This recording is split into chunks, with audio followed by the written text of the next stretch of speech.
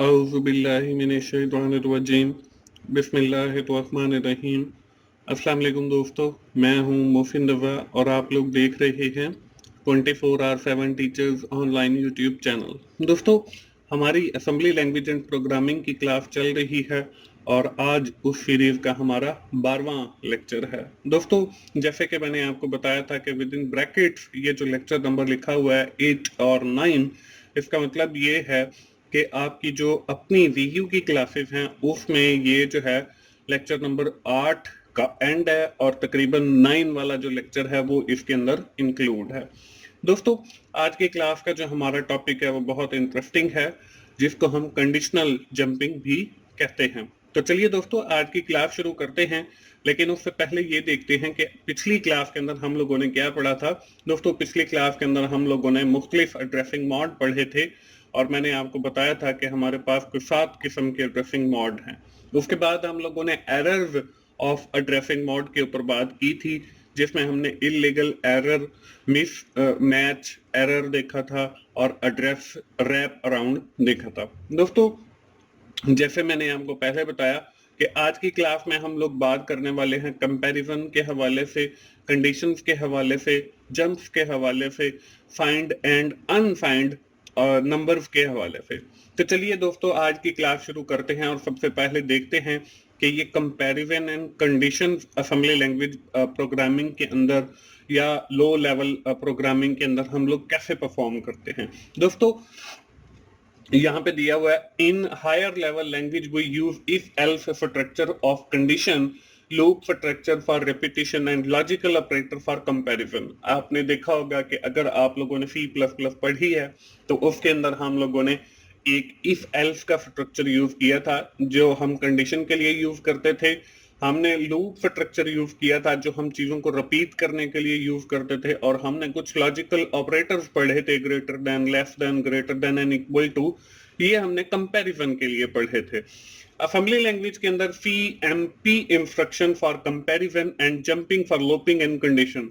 हम assembly language programming में भी वही सारे काम करेंगे, लेकिन हम डिफरेंट इंस्ट्रक्शन के थ्रू करेंगे, जिसमें CMP इंस्ट्रक्शन है जो हम यूज करेंगे कंपैरिजन के लिए, और जंपिंग की इंस्ट्रक्शन है JMP, या डिफरेंट और भी इंस्ट्रक्शन आएंगी, वो with the passage of time हम सीखेंगे। वो हम कंडीशंस के लिए या लूपिंग के लिए यूज करेंगे। इसके अंदर हम लोग करते क्या हैं, वही perform subtraction operation for comparison. अगर हमने कंपैरिजन करनी है तो हम सब्ट्रैक्शन का ऑपरेशन परफॉर्म करेंगे, और for example a is equal to 10 and b is equal to 10, we want to compare these two number, we compare these and save the result in carry flag। हमने दो number को compare करना है जिसमें a जो है बराबर है 10 के और b भी बराबर है 10 के। जब हम इनको कंपेयर करेंगे और जो रिजल्ट आएगा वो हम कैरी फ्लैग के अंदर, कैरी फ्लैग हमने एक रजिस्टर पढ़ा था उसके अंदर हम रखेंगे। In the given case the result of subtraction is, अगर हम b को a में से माइनस करें, सब्ट्रैक्ट करें, तो हमारे पास 0 आएगा। तो इट मींस कि आवर कैरी फ्लैग जो है वो 0 अपडेट हो जाएगी। जब हमारी कैरी फ्लैग जो है 0 होगी, इट मींस कि both number a and b are equal, कि दोनों नंबर जो हैं वो इक्वल हैं। On the other hand, if carry flag have 1, अगर आपका जो कैरी फ्लैग है वो 1 आता है, तो इट मींस कि both number are not equal, दोनों जो नंबर हैं वो नॉट इक्वल हैं। There are two main types of jump. हमारे पास जंप्स की जो है वो दो अकसाम हैं, एक हमारे पास कंडीशनल जंप है, एक हमारे पास अनकंडीशनल जंप है। दोस्तों, आज की क्लास के अंदर हम लोग स्पेसिफिकली बात करेंगे कंडीशनल जंप के हवाले से, और इंशाल्लाह आइंदा आने वाली क्लास के अंदर हम अनकंडीशनल जंप के बारे में भी बात करेंगे। हम ना सिर्फ बात करेंगे आज की क्लास में, बल्कि एक एग्जाम्पल के थ्रू मैं आपको कंडीशनल जंपिंग जो है वो लाइव कोड करके भी दिखाऊंगा। तो चलिए दोस्तों, आगे बढ़ते हैं। जब भी हम ये बात कर रहे होते हैं कैरी फ्लैग की या नंबर्स की, तो हमारे पास दो किस्म के नंबर्स होते हैं। दोस्तों, एक हमारे पास जो है अनफाइंड नंबर होते हैं और दूसरे जो है वो फाइंड नंबर होते हैं। तो मैं इन दोनों का डिफरेंस जो है वो आप लोगों के साथ शेयर कर देता हूं। The term unsigned in assembly language programming indicate a variable that can hold only positive number, कि अगर आपका जो वेरिएबल है वो सिर्फ पॉजिटिव नंबर को होल्ड रखता है तो इसका मतलब ये है कि वो अनसाइंड है, यानी कि इसके साथ कोई सिंबल नहीं है। तो फॉर एग्जाम्पल में देखें, the unsigned comparison of these number is 0 if the being smallest number and 65535 being is largest number. तो आपके पास 0 1 2 3 4 5 ये सारे जो हैं आपके पास अनसाइंड नंबर हैं, इनके साथ कोई सिंबल नहीं है, ना तो प्लस की ना ही माइनस की। ऑन द अदर हैंड अगर हम बात करते हैं साइंड नंबर की, तो साइंड नंबर का मतलब ये है कि इनके साथ कोई ना कोई साइन है। साइन से मुराद ये है कि कोई सिंबल है, प्लस की है, माइनस की है। तो the term signed is in assembly language programming indicate that the variable can hold negative and positive value, कि आपकी उसमें पॉजिटिव वैल्यू भी आ सकती है और नेगेटिव वैल्यू भी आ सकती है। तो यहाँ पे उसकी एग्जांपल दी गई है। तो इसमें आपका जो है देखें -32768, इसके साथ देखें माइनस की अलामत है, तो ये आपका लार्जेस्ट नंबर बन जाएगा। और अगर आप देखें 32767, तो ये आपके पास जो है वो लार्जेस्ट नंबर बन जाएगा। इसके साथ कोई प्लस की सिंबल नहीं है, लेकिन ये पॉजिटिव नंबर है, तो हम कह सकते हैं कि जो फाइंड नंबर है वो हमारे वेरिएबल्स के साथ जो है वो नेगेटिव में भी आ सकते हैं और पॉजिटिव में भी आ सकते हैं। दोस्तों, हम पढ़ रहे थे जंपिंग के हवाले से, तो हमारा जो कैरी फ्लैग था उसके अंदर फाइंड नंबर भी आ सकते हैं और अनफाइंड नंबर भी आ सकते हैं। तो हम वापस जाते हैं अपनी जंपिंग के ऊपर। सबसे पहले देखते हैं कंडीशनल जंप्स को, कि ये जो कंडीशनल जंप्स हैं ये क्या हैं। कंडीशनल जंप या conditional branch is jump that take place only if satisfy the right condition, कि आपने जो कंडीशन दी है अगर वो सेटिस्फाई हो जाती है तो फिर आपका जो जंप है वो परफॉर्म होगा। For example, if the value are equal, अगर आपकी जो वैल्यू है वो इक्वल आ जाती है, या सब्ट्रैक्टिंग देम रिजल्ट इज 0, अगर हम सब्ट्रैक्ट करते हैं और रिजल्ट 0 आ जाता है तो the conditional jump is perform, आपका जो कंडीशनल जंप है वो परफॉर्म होते रहेंगे। तो दोस्तों, हमारे पास जो कंडीशनल जंप हैं उनकी भी मुख्तलिफ अक़साम हैं, वो हम देख लेते हैं। काफी सारे हैं, कुछ मैं आप लोगों के साथ डिस्कस कर लेता हूं। यहाँ पे देखें, आपके पास पहले जो सीरियल नंबर है, फिर इंस्ट्रक्शन है और फिर यूजफुल है कि वो किस लिए है। यहाँ पे पहला जो जंप है JMP, ये उसकी इंस्ट्रक्शन अगर हमने असेंबली लैंग्वेज में लिखनी है तो ऑलवेज जंप, कि ये हर बार जंप करेगा। इसके बाद दूसरा देखें JE है, जंप इज कंपैरिजन इक्वल, कि आपका जो सोर्स है और डेस्टिनेशन है वो दोनों बराबर हैं तो फिर जंप करे। इसके बाद JNE है, jump is comparison not equal, अगर दोनों जो है वो इक्वल नहीं है तो फिर जंप करे। इसके बाद JG है, आपका फाइंड ग्रेटर देन, क्या आपका जो फाइंड नंबर है वो ग्रेटर देन है। JGE है, find greater than and equal, कि आपका जो फाइंड नंबर है वो ग्रेटर देन भी है और इक्वल भी है तो फिर जंप करे। इसी तरह JL है, फाइंड लेस देन। इसी तरह JLE है, find less than and equal to. इसके बाद JA है, अब देखें ये अनफाइंड नंबर आ गया, मतलब सिर्फ पॉजिटिव होंगे। अनफाइंड अबव, इसके बाद JAE है, अनफाइंड इक्वल एंड अबव। इसी तरह अगर हम आगे जाते हैं तो यहाँ पे JB है, अनफाइंड एंड बिलो। इसके बाद JBE है, अनफाइंड और इक्वल। इसके बाद JCXZ है, यानी कि jump if CX register if 0। इसके बाद JO है कि जंप इफ ओवरफ्लो। इसके बाद JNO है, जंप इफ नॉट ओवरफ्लो।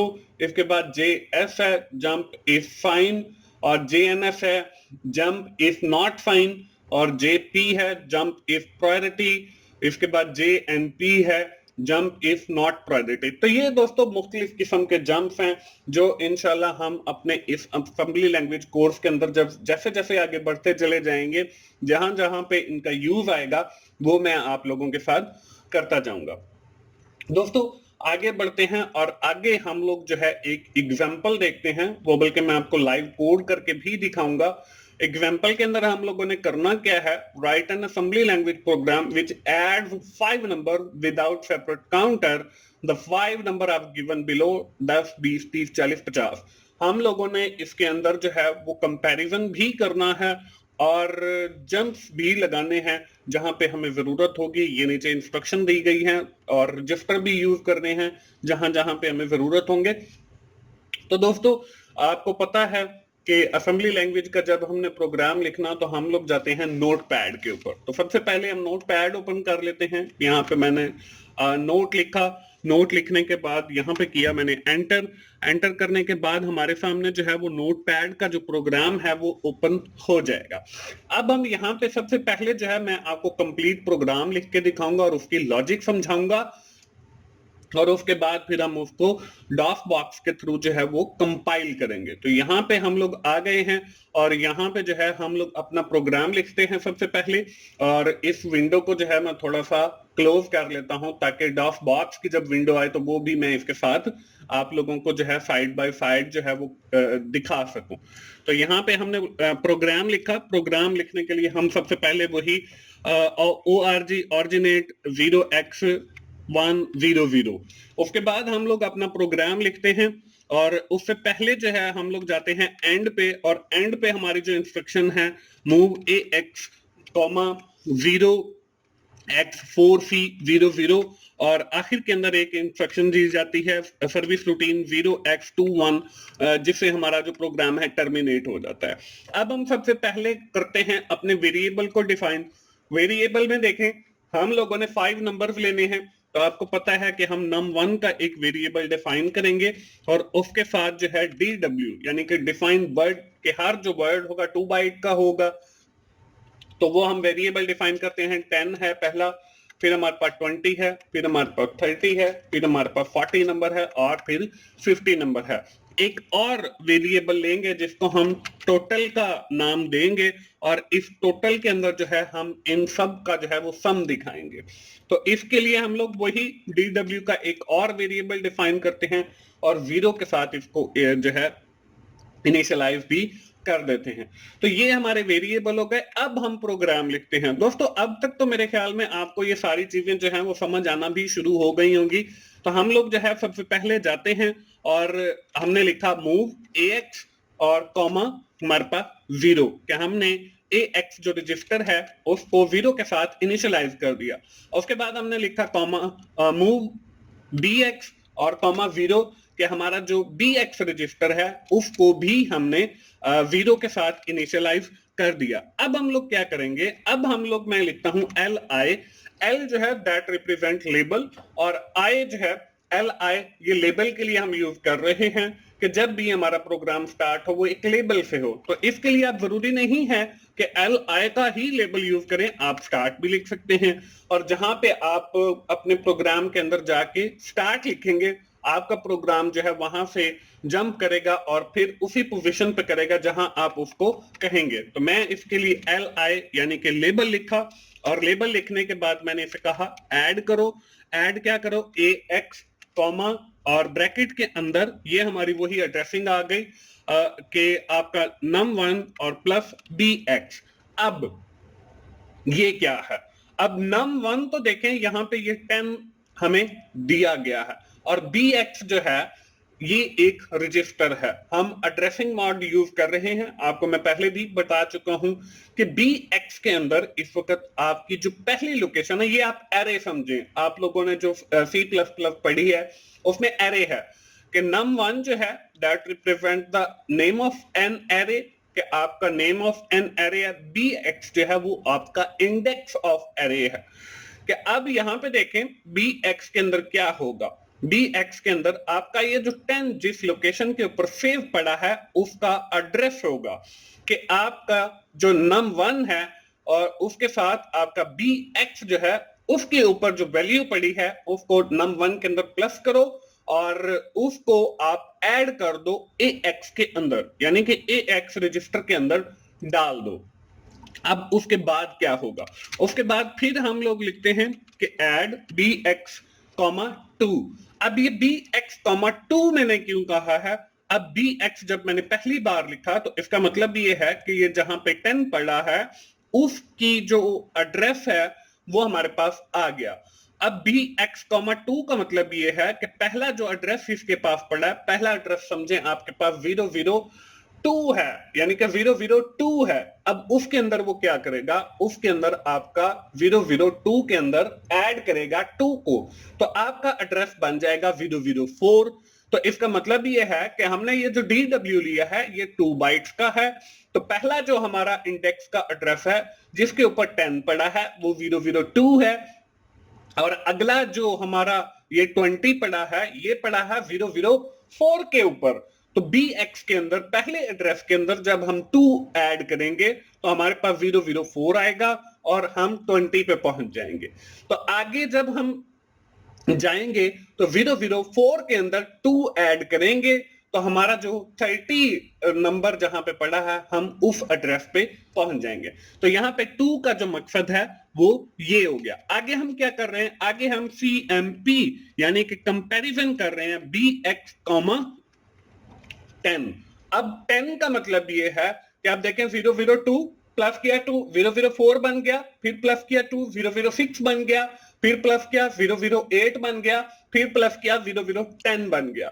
कि हम कंपैरिजन कर रहे हैं कि अगर हमारा BX जो है वो इक्वल है 10 के, तो इसका मतलब ये है कि हम लोग जो है 50 नंबर पे पहुंच गए, क्योंकि 002 इसका एड्रेस है पहले 10 का, फिर हमारे पास 004 इसका एड्रेस है 20 का, 006 जो है वो एड्रेस है 30 का, 008 जो है वो एड्रेस है 40 का, और 10 जो है 00 ये हमारे पास है 50 का। जब हमने कंपैरिजन किया तो इसका मतलब ये है कि ये जो नंबर है ये हमारे पास बराबर आ गए।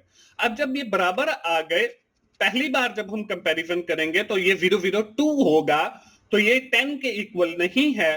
तो इसका मतलब ये है कि यहां से हमने जंप लगवाना है, JNE लगवाया कि जंप इज नॉट इक्वल। अगर इक्वल नहीं है तो आप जंप करके इसको LI पर ले जाओ, कि ये जो LI हमने शुरू में लेबल यूज किया है कि आपका ये लूप बन गया, जैसे हम फॉर लूप बनाते थे कि आपका अगर वो इक्वल नहीं है, जैसे हम उसमें जो है वो नंबर डालते थे J is not equal to 10, तो फिर आप जंप करके वापस उसी लूप पे यानी कि ऐड AX पे ले जाओ।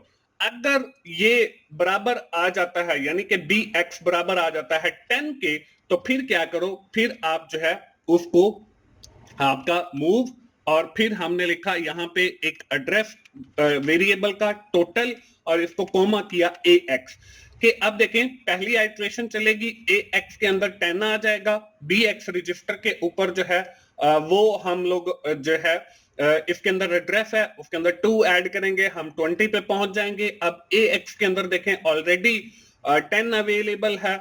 जब हम LI दोबारा आएंगे तो फिर हमारे पास BX वाले पे जगह पे 20 आ जाएगा, क्योंकि हमने 2 उसके अंदर ऐड कर लिया, तो वो AX रजिस्टर के अंदर सेव हो जाएगा, यानी कि 10 प्लस 20 तो ये 30 बन जाएगा। और फिर इसी तरह ऑनवर्ड चलते जाएंगे। ये जब हमारा BX 10 के इक्वल आएगा, जब हम 50 पे पहुंच जाएंगे तो फिर वो AX के अंदर टोटल जो है वो इन सारे नंबरों का सम वो ऐड होके यानी कि 150 बन जाएगा और वो AX रजिस्टर के अंदर होगा।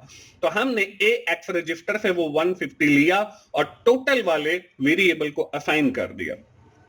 तो ये था दोस्तों हमारा प्रोग्राम। अब हम इस प्रोग्राम को सेव करते हैं। फाइल पे गए, हमने जो है वो सेव पे क्लिक किया। मैंने जो है वो नेफिम वाला फोल्डर जो है वो ई ड्राइव के अंदर कैलकुलेट किया हुआ है, बनाया हुआ है।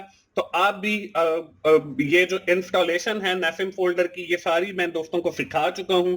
आप वहां पे जाके नेफिम वाले फोल्डर के अंदर यहाँ पे मैंने जो है एक नाम देना है। नाम जो है मैं दे देता हूं जी, हमारा जो क्लास है सी, और क्लास का जो लेक्चर है वो हमारे पास 12 है, तो यहाँ पे मैंने 12 लिखा कि हमारी क्लास 12 है। और .afm कि ये असेंबली की फाइल बनाओ, ये आपने जरूर करना है, अदरवाइज आपकी वो असेंबली की फाइल जो है वो नहीं बनेगी। तो हमने जो है वो लिखा .afm और इसको मैंने कर दिया सेव। अब हम लोग जाएंगे अपने डेस्कटॉप पे और वहां से बल्कि मैं यहीं से ही स्टार्ट के बटन पे क्लिक किया और डॉस बॉक्स का जो सॉफ्टवेयर है उसे रन कर लेता हूं। यहाँ पे देखें ये हमारे पास डॉस बॉक्स का अब जो है प्रोग्राम वो हमारे पास रन हो गया, और इसके ऊपर जो है हम लोग अपना वो प्रोग्राम जो है वो लिखेंगे, और मैं आपको साथ साथ जो है वो बताऊंगा भी। इसको मैंने सेव किया। अब यहाँ पे हम पहले अपनी माउंट करेंगे, MOUNT माउंट ई ड्राइव के अंदर, ई के ऊपर हमने माउंट करवाना है। ई के अंदर ही हमारा वो नेफिम वाला फोल्डर पड़ा है, हमने नेफिम लिखा, एंटर किया, तो यहाँ पे देखें हमारे पास आ गया drive E is mounted as local directory. अब हम ई ड्राइव पे जाएंगे, ई लिखकर हमने कॉलन लगाया, एंटर किया, तो ई के ऊपर हम आ गए। अब यहाँ पे हमने अपनी वो कमांड लिखनी है कि नेफिम, और सबसे पहले लिखेंगे हम अपनी फाइल का नाम, कि हमारी जो है वो फाइल का नाम था class12.asm। अब हमने इस फाइल c12.asm को लिया और इससे -o यानी कि आउटपुट वाली फाइल जनरेट करनी है, वो होगी हमारे पास c12.com, और उसके बाद -l यानी कि लिस्टिंग फाइल भी बनाओ c12.lst। ये लिखने के बाद आपने करना है एंटर। अगर आपकी फाइल में कोई एरर होगा तो वो यहाँ पे दे देगा। हमारी फाइल के अंदर कोई एरर नहीं था, तो इसलिए यहाँ पे उसने कोई एरर नहीं दिया। अब हम क्या करेंगे, अब हम अपनी वो फाइल जो है उसको रन करेंगे। अब रन करने के लिए हम लोग क्या करते हैं, AFD यानी कि हम डिबगर के अंदर इसको खोलेंगे, c12.com वाली जो हमारी फाइल बनी है, एंटर करेंगे, तो ये हमारी जो है वो फाइल आ गई। अब देखें यहाँ पे बहुत सारी चीजें देखने वाली बहुत जरूरी हैं दोस्तों। यहाँ पे आज मैं एक प्रोग्राम के अंदर आपको सिखा देता हूं, और फिर आपको आगे ऑनवर्ड जो है वो सिर्फ दिखाया ही करूंगा, क्योंकि हर लेक्चर के अंदर ये सिखाई नहीं जा सकती हैं। यहाँ को आपको ये जो है वो फ्लैग रजिस्टर नजर आ रहे हैं, और यहाँ पे ये जो ZF है ये आपका वो जीरो फ्लैग वाला रजिस्टर है। इसके बाद इस साइड में आप देखें, अगर लेफ्ट साइड में, तो AX रजिस्टर है, BX रजिस्टर है, CX रजिस्टर है और DX रजिस्टर है। यहाँ पे देखें सारी वैल्यूज जो हैं AX और BX रजिस्टर के ऊपर 00 हैं। हम जैसे जैसे इंस्ट्रक्शन मूव करते जाएंगे वैसे वैसे ये जो वैल्यूज हैं ये आपकी चेंज होती जाएंगी। इसके लिए जो है मैं आपको करके भी दिखाता जाऊंगा। तो यहाँ पे देखें, हम सबसे यहाँ पे अगर आप नीचे देखें, ये जो आपको ये ब्लिंक करता हुआ नजर आ रहा है, यहाँ पे इंस्ट्रक्शन लिखी जाती है डिफरेंट। हम इंशाल्लाह असेंबली के जब और प्रोग्राम करेंगे तो वहां पे मैं आपको यहाँ पे जो इंस्ट्रक्शन लिखी जाती है वो भी दिखाऊंगा, लेकिन फॉर द टाइम बिंग देखें इसके नीचे आपका वो प्रोग्राम लिखा हुआ है। तो सबसे पहले देखें मूव AX और आगे आपका 00 दिया हुआ है, तो यहाँ पे आप F2 प्रेस करके अगली इंस्ट्रक्शन पे जाएंगे, फिर आप जो है अगली इंस्ट्रक्शन पे जाएंगे। अब देखें ये हमारी ऐड वाली इंस्ट्रक्शन आ गई कि ऐड AX, और उसके आगे हमने वो दिया था num1 का एड्रेस, और प्लस हमारे साथ जो है वो BX जो हमने लिखा था। इसके बाद हम फिर प्रेस करेंगे, ये ऐड हो गया। तो ऐड होने के बाद देखें हमारा जो AX रजिस्टर है उसके अंदर 1A आ गया, और BX रजिस्टर के अंदर अभी कुछ नहीं आया। उसके बाद हम कंपेयर करेंगे। जब हमने कंपैरिजन किया तो फिर हमारे पास देखें इस BX रजिस्टर के अंदर 02 आ गया और ऊपर A आ गया, और जीरो फ्लैग के अंदर भी वैल्यू आपकी चेंज नहीं हुई। अब ये आपको हेक्साडेसिमल के अंदर वैल्यूज दे रहा है। तो आप देखें हमारी अभी इंस्ट्रक्शन यहां तक पहुंची है। अब ये A किस चीज को रिप्रेजेंट करता है ये देखने के लिए हम वो कैलकुलेटर ओपन करेंगे। हमने लिखा CALC, कैलकुलेटर ओपन किया, तो कैलकुलेटर भी मैंने ये साथ ही लगा दिया है। अब यहाँ पे देखें आप लोग जो है स्टैंडर्ड मोड भी होगा, ये मेन्यू पे क्लिक करेंगे, स्टैंडर्ड से जो है आपने करना है इसको प्रोग्रामर मोड पे। जब आप प्रोग्रामर करेंगे तो ये आपके पास सारी चीजें आ जाएंगी। आप हेक्साडेसिमल पे क्लिक करेंगे तो हमने यहाँ पे देखें A आ रहा है AX रजिस्टर के अंदर, तो मैंने A पे जब क्लिक किया और इक्वल का बटन दबाया तो यहाँ पे देखें डेसिमल के अंदर वो आपकी 10 वैल्यू बनती है। इसी तरह हम वापस जाएंगे इसके अपने डिबगर पे, और फिर हम दूसरी इंस्ट्रक्शन मूव करेंगे और आगे इन इंस्ट्रक्शन को मूव करते चले जाएंगे। अब यहाँ पे देखें आपके पास जो वैल्यू है वो 1E हो गई और नीचे आपके पास 4 हो गया। इसका मतलब यह है कि हमारा प्रोग्राम जो है वो बिल्कुल ठीक चल रहा है और जंपिंग भी हो रही है। तो यहाँ पे देखें हमने इसको रेज किया और यहाँ पे आपके पास 1E हमने लिखा, और डेसिमल के अंदर देखें जब हम करते हैं तो यहाँ पे 30 आ गया। इसका मतलब ये है कि 10 हमारे पास पहले था और हमने 20 उसके अंदर ऐड किया, तो हमारा जवाब जो है वो 30 आ गया। और अगर हम हेक्साडेसिमल को देखें तो वो 1E बनता है, इसी तरह ए एक्स रजिस्टर को अगर आप देख रहे हैं तो वो 1E है और बी एक्स रजिस्टर के अंदर 4 है। इसका मतलब ये है कि हमने जो कंडीशन लगाई है, इधर देखें ये 10 वाली, जब तक ये कंडीशन ट्रू नहीं होगी तो हमारा प्रोग्राम जो है वो चलता रहेगा। और अगर हम जीरो फ्लैग को देखें तो वो भी अभी तक 0 है। आगे हम इस प्रोग्राम को चलाते हैं। अब मैं थोड़ा सा और तेज चलाता हूं ताकि हमारा प्रोग्राम जो है वो जल्दी से कंप्लीट हो जाए। अब देखें 3C हो गया, 6 हो गया, आगे जो है हम जाएंगे और हमारे पास देखें 6 4 हो गया और यहाँ पे भी 6 हो गया, 0 8 हो गया। आगे हम जाएंगे, आगे जाने के बाद फिर देखें यहाँ पे 9 6 हो गया और यहाँ पे देखें A आ गया। A का मतलब ये है कि ये हमारे पास अब जो है वो 10 पे पहुंच गया है। अब यहाँ पे अगर हम इस प्रोग्राम हमारा रुकता है और रुकने के बाद देखें हम जाते हैं और इसको मैं रेज करके हेक्साडेसिमल के अंदर 96 लिखता हूं तो और इसको डेसिमल पे क्लिक करता हूं तो ये देखें 150 बन गया।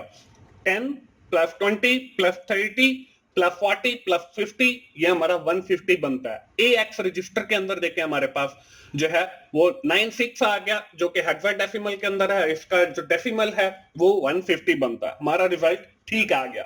इसके बाद बी एक्स रजिस्टर है जिसके अंदर सिर्फ ए दिया गया है। अब मैं इसको अरेज करता हूं और हेक्साडेसिमल ए प्रेस करता हूं और इसको मैं डेसिमल करता हूं तो ये देखें हमारे पास 10 आ गया, जो कि हमने कंडीशन लगाई थी कंपैरिजन के लिए कि जब 10 आ जाए तो फिर हमारा जो जंप है, अब यहाँ पे देखें जे एंड जेड पे पहुंचा हुआ है, यहां से वो जंप नहीं कर रहा बल्कि नीचे देखें आपको मूव वही ए एक्स और 4CC और 0 0 आ रहा है, तो यहाँ पे आपका प्रोग्राम टर्मिनेट होगा। लेकिन इससे पहले अगर हम जाते हैं वो अपने फ्लैग वाली साइड पे तो आपका देखें 0 फ्लैग जो है वो 1 हो चुका है।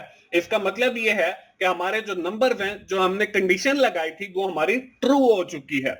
अगर यहाँ पे 0 रहता तो हमारी जो कंडीशन है वो ट्रू नहीं होनी थी। तो दोस्तों मैंने आपको जो है वो जंपिंग भी दिखाई और साथ साथ जैसे आपके रजिस्टर्स की वैल्यूज चेंज होती हैं वो भी मैंने आपको दिखाई, फिर आपको साथ ये 0 फ्लैग की वैल्यू भी दिखाई और मैंने आपको ये कैलकुलेटर की मदद से हेक्साडेसिमल को जो है हम कैसे जो है डेसिमल के अंदर कन्वर्ट करते हैं ये भी सिखाया। वापस चलते हैं जी हम अपने लेक्चर के ऊपर। दोस्तों ये प्रोग्राम सक्सेसफुली मैंने आपको करके दिखाया।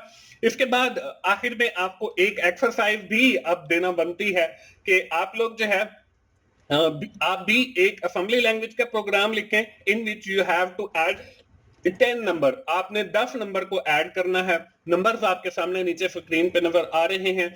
आपने भी AX और BX रजिस्टर को यूज करना है। बहुत आसान है, सेम यही प्रोग्राम है जो मैंने आज लिखा भी है। मैंने सिर्फ 5 नंबर को लिया है, आपने 10 नंबर को लेना है। कंडीशनल जंप भी लगाने हैं और जहां पे मैंने 10 लिया था वहां पे वैल्यू आपकी 20 आएगी कि आप 20 के ऊपर जाके, क्योंकि आपके जो है वो BX रजिस्टर जो है जिसके अंदर एड्रेस पड़ा होता है आपकी एरे का, इंडेक्सेस का, वो आपने उसको प्लस करते जाना और वो 20 तक जाएगा। फिर आपने कंपैरिजन भी यूज करने हैं, जहां पे जरूरत हो कमेंट भी करने हैं। मैंने इस प्रोग्राम के अंदर कमेंट नहीं किए, पहले के अंदर ही मैंने आपको सिखा दिए थे जहां पे आपको जरूरत हो कमेंटिंग भी। तो दोस्तों ये थी हमारी आज की क्लास। एक बार क्विकली जो है हम समराइज करेंगे। आज की क्लास के अंदर हम लोगों ने बात की कंपैरिजन की। हमने डिफरेंट जंप्स देखे, स्पेसिफिकली जो कंडीशनल जंप है वो मैंने आप लोगों को दिखाया, साइंड अनसाइंड नंबर्स के हवाले से बताया और एक एग्जांपल करके दिखाई कि कैसे हम कंडीशनल जंप्स को परफॉर्म करते हैं। दोस्तों अगर आपको मेरी वीडियोस अच्छी लग रही हैं तो आपने लाइक कीजिए, अपने दोस्तों के साथ जरूर शेयर करें जिनका ये सब्जेक्ट है असेंबली लैंग्वेज एंड प्रोग्रामिंग का। इंशाल्लाह मिलते हैं अगली असेंबली लैंग्वेज की क्लास में। उस वक्त तक के लिए अल्लाह हाफिज।